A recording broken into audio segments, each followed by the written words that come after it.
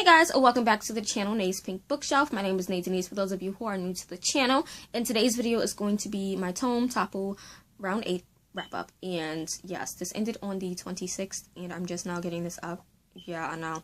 But yes, so I had 6 books on my TBR. Technically I have 5 books with like an extra on my TBR. And I really just wanted to complete 2 or 3 of those books, and I actually did read 3 of those. So I am going to run through the 5 challenges and tell you what books that I read for those challenges, and tell you guys my rating and thoughts on each book. So the first challenge was to read more than 1 tome, which I did complete because I read 3, which I am so excited about. The second was to read the tome that has been on your TBR the longest. And for that, I have A Discovery of Witches by Deborah Harkness. This one has been on my TBR since March 2014, if I'm not mistaken. It was the longest one on my TBR.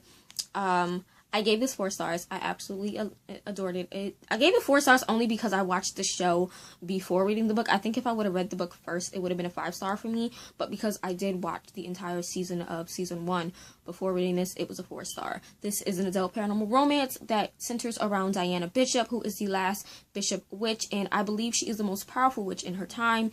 And she is kick butt. You know, she does seem whiny at the beginning of the novel, but as the story progresses, she definitely becomes a much stronger character. You do have a love interest named Matthew. He is a vampire, and basically it's kind of like a forbidden love trope, destined fate kind of trope. I loved it, and I enjoyed it a lot. There were definitely some differences from the show, of course, but I still enjoyed it. Gave it 4 stars. I'm definitely going to try to read the sequel before season 2 comes out, because maybe I'll love the sequel more before the season comes out, if that makes sense. But yeah, this was one of the first books that I read for the readathon.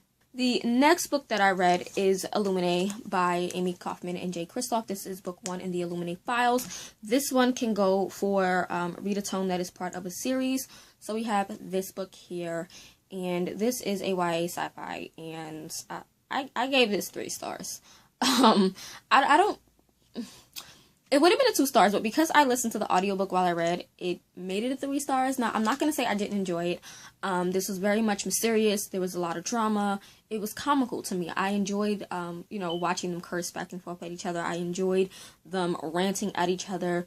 But I just couldn't connect with the story. I didn't get it. It was like 3. I think there was 3 spaceships, 2 with humans. The Hypatia and Alexandra, I believe.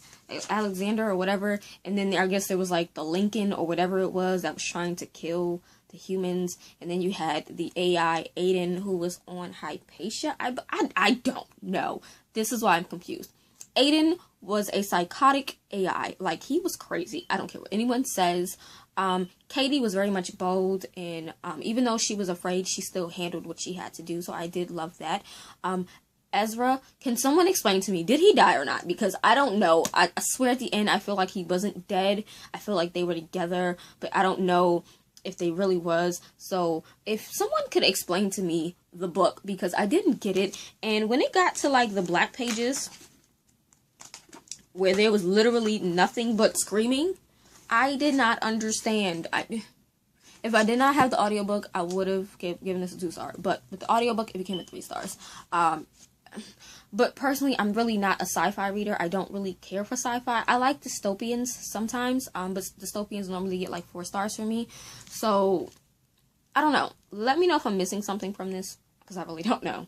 But yeah, this was the next book that I read. The third and final book that I read was The Robe by Lloyd C. Douglas, and this can go for read an adult novel as well as read a tome in a genre you don't usually read. So this is a Christian fiction, biblical fiction, historical fiction, whatever you want to call it. But I'm going to classify this as biblical fiction because it's based off Bible times, Bible story.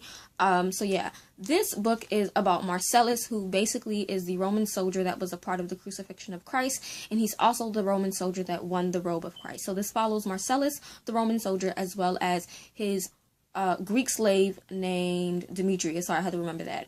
And yeah, it was actually really good. I gave it 5 stars. It's probably one of my favorites from the month that I read. I loved it so much. It was so deep, so beautifully written. A few comical portions, lots of great, you know, inspirational portions.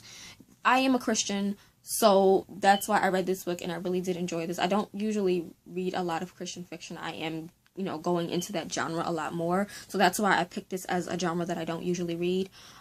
But yeah, I adored this. So we have this as the third book that I read.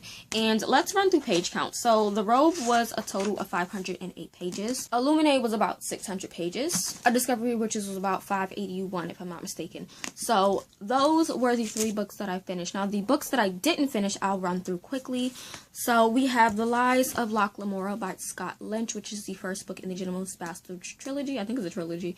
I didn't get a chance to read this, but I'm definitely going to be reading this in May. The next book I didn't get a chance to read was The 12 Kings in Shikarakai by Bradley P. Bulow. I didn't get a chance to read this, but I'll be reading this in May. And then the bonus book that I wanted to read that wasn't really 500 pages, but it was like around that, close to it, was Say Real by Garth Nix, which again I'll be reading in May. But overall, I had a blast doing this. I'm definitely going to be doing this again because I have a lot of other novels that I do want to read that are over 500 pages, such as we have Patrick Rothfuss, The Name of the Wind. I actually do have The Name of the Wind on my reading card. I have Jonathan Strange, The Oathbringer. Like, I do have other 500 plus page books that I do want to tackle, but they're so big. But to read 3 in 2 weeks, I think that's awesome. I could have read more, but I honestly was just dragging with Illuminate, like dragging reading that book. I took forever to read it. So yeah, pretty good for the 2-week readathon, and I had a blast. I can't wait for the next one. So if you guys did take part in it, let me know down below in the comment section. Leave your video links down below so I can check them out. But yeah, thank you guys for watching, rating, commenting, subscribing, and all that great stuff. And I'll see you guys in the next video. Bye!